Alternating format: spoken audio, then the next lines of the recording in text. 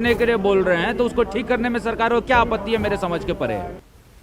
और शीतकालीन सत्र के तीसरे दिन जेपीएससी का मुद्दा सदन के बाहर से लेकर अंदर तक छाया रहा और सदन की कार्यवाही शुरू होते ही जेपीएससी के मुद्दे पर बीजेपी विधायकों ने हंगामा शुरू कर दिया। देखते ही देखते बीजेपी के सभी विधायक वेल में आ गए और बीजेपी विधायकों ने सदन के नेता का बयान बाहर के बजाय सदन के अंदर ही देने की मांग की। सदन के अंदर बीजेपी विधायकों के हंगामे को देखते हुए आसन से उन्हें अपने स्थान पर लौट जाने की अपील होती रही और इसके बाद भी जब हंगामा करते बीजेपी विधायक नहीं माने तो सदन की कार्यवाही में बाधा पड़ी।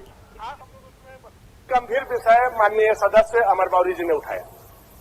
सदन चल रहा है, आप सदन के मुख्य कुर्सी पर बैठे अध्यक्ष महोदय। झारखंड का ज्वलंत विषय जेपीएससी है।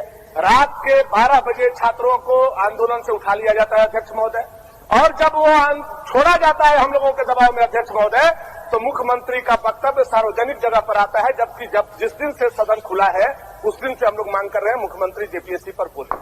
और मंत्री का भी बयान आता है, जो लोग आंदोलन कर रहे हैं अध्यक्ष महोदय, कि ये भाड़े के लोग हैं अध्यक्ष महोदय, झारखंड के छात्रों के साथ यह अन्याय हो रहा है अध्यक्ष महोदय। हमारे लोगों को भाड़े का कहा जा रहा है, झारखंडी के लोगों को भाड़े का कहा जा रहा है। यह अन्याय हम लोग बर्दाश्त नहीं करेंगे अध्यक्ष महोदय। बाहर से आया हुआ आदमी झारखंड को डिस्टर्ब करे, यह झारखंड के लोग सुनने के लिए तैयार नहीं है। इसके लिए अध्यक्ष महोदय और ये बात प्रधानमंत्री को आकर के बोलना चाहिए। शीतकालीन सत्र के तीसरे दिन विधानसभा के बाहर आजसू विधायक लंबोदर महतो ने ओबीसी आरक्षण को लेकर धरना दिया। लंबोदर महतो ने पूछा कि आखिर कब तक 55% आबादी वाले ओबीसी को 27% आरक्षण मिलेगा। सरकार सिर्फ घोषणा कर रही है, लेकिन इसे पूरा नहीं किया जा रहा है कि राज्य की 55% पिछड़ी जातियों को ठगा जा रहा है। वर्तमान सरकार के मुखिया ने भी घोषणा किया था कि अगर मेरी सरकार बनती है तो सबसे पहली कैबिनेट में ही राज्य की पिछड़ी जातियों को 27% आरक्षण देंगे। सरकार के बने हुए 2 साल पूरे हो गए, लेकिन आज तक दर्जनों कैबिनेट की बैठक हुई, लेकिन सरकार ने ये निर्णय नहीं लिया। आज हमने मुख्यमंत्री प्रश्नकाल में भी ये बात लाया है और हम माननीय मुख्यमंत्री से जाएंगे कि कब तक आप राज्य की पिछड़ी जातियों को 27% आरक्षण देने का काम करेंगे। राजधानी रांची में तेज रफ्तार का कहर देखने को मिला। तेज रफ्तार कार की चपेट में 3 युवक आ गए, जिसमें एक की मौत हो गई घटनास्थल पर ही, जबकि 2 अन्य युवक बुरी तरह से घायल हो गए। और सड़क हादसे की इस घटना से नाराज लोगों ने रोड जाम कर प्रदर्शन किया, साथ ही टायर जलाकर भी विरोध जताया और मौके पर पहुंची पुलिस ने काफी मशक्कत के बाद से लोगों को शांत कराया। और देखिए ये 2 तस्वीरें, एक युवक की मौत, 2 घायल हो गए इस हादसे में, और किस तरह से लोगों में आक्रोश था, लोगों ने जमकर हंगामा किया। और साथ ही आपको बता दें कि आरोपी ड्राइवर को भी पकड़ लिया गया है। लोगों ने आरोप लगाया है कि जेएससीएस स्टेडियम के पास शराबियों का जमावड़ा लगा रहता है, साथ ही शराब पीकर लोग नशे में तेज रफ्तार गाड़ी भी चलाते हैं। लोगों ने शराब दुकान बंद करवाने की मांग भी की है।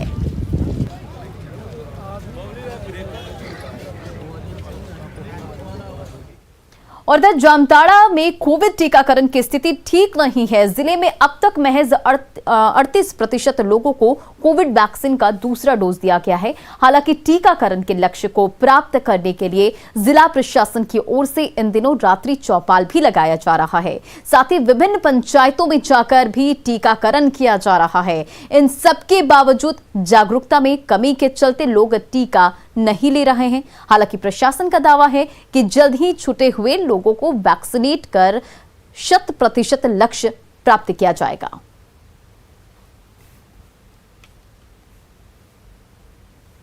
जामताड़ा जिले में कोविड टीकाकरण की स्थिति ठीक नहीं है।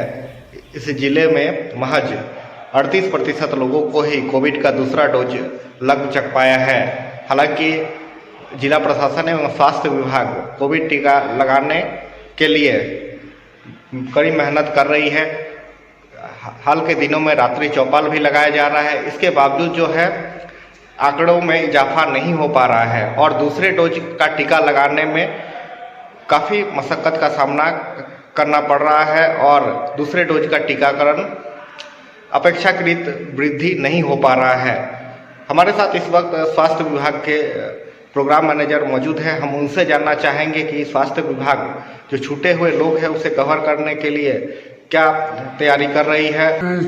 कोविड वैक्सीनेशन में छूटे हुए लोगों के लिए सहिया द्वारा ड्यू लिस्ट बनवाया जा रहा है। प्रत्येक गांव का ड्यू लिस्ट तैयार किया जा रहा है, कौन कौन लोग फर्स्ट डोज से छूटे हुए हैं, कौन कौन लोग सेकेंड डोज से छूटे हुए हैं, और इसकी सूची प्रखंड विकास पदाधिकारी को भी उपलब्ध कराया जा रहा है। और ताकि आज भी मीटिंग बुलाया है साथी का, और इसके साथ ही रात्रि चौपाल भी हो रहा है। दिन में वैक्सीनेशन के साथ साथ रात्रि चौपाल भी कर रहे हैं, ताकि जल्द से जल्द सभी को कोविड वैक्सीनेशन किया जा सके। छूटे हुए लक्ष्य कब तक प्राप्ति होगी? यथाशीघ्र हम लोग कोशिश करेंगे, क्योंकि जब तक अपडेट ड्यू लिस्ट आ जाता है आज, तो फिर हम ऐसे अलग से प्लानिंग शुरू करते हैं और यथाशीघ्र कंप्लीट करेंगे। सुमन भट्टाचार्य, न्यूज 18, जामताड़ा।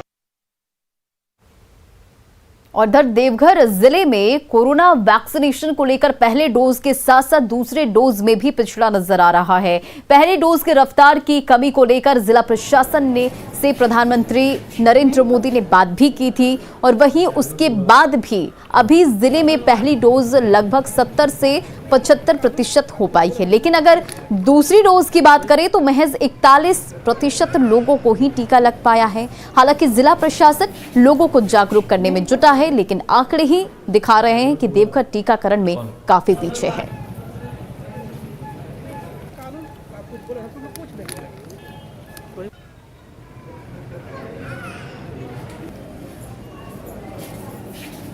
सबसे कम टीकाकरण करने वाले जिले में देवघर भी शामिल था, जिसको लेकर प्रधानमंत्री नरेंद्र मोदी ने देवघर उपायुक्त से बात भी की थी। लगातार इसके अभी भी टीकाकरण देवघर में बहुत ही कम हो रहा है। अगर पहली डोज की बात करें तो महज 70% ही यहाँ पर पहला डोज दिया गया है। वहीं दूसरा डोज का बात करें तो 50% से भी कम, यानी कि 41% सेकेंड डोज दिया गया है।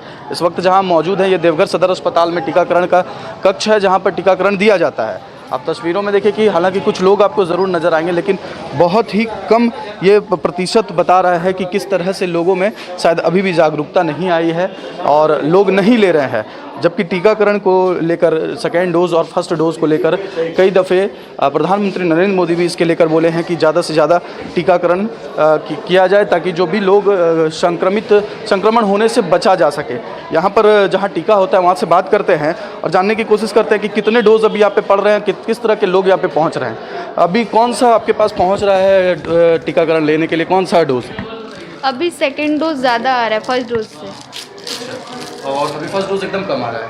कम नहीं आ रहा है, वो भी आ रहा है, लेकिन सेकेंड डोज फर्स्ट डोज से ज़्यादा है। ज़्यादा आ रहा है। हाँ, तो कुल मिला के ये कह सकते हैं कि लोग पहुंच रहे हैं सेकेंड डोज लेने के लिए, और जो प्रतिशत है ये 41% देवघर का है। 41% ही लोग देवघर में सेकेंड डोज लिए हैं। मनीष दुबे, न्यूज़ 18, देवघर। कांग्रेस विधायक इरफान अंसारी ने झारखंड सरकार से कोविड काल में मृत लोगों के परिजनों को बिहार की तर्ज पर 4 लाख रुपए मुआवजा देने की मांग की है, और झारखंड सरकार कोविड काल में मृत लोगों के परिजनों को 50,000 रुपए मुआवजे के तौर पर दे रही है। में हमने देखा कि कैसे लोगों की जाने गई।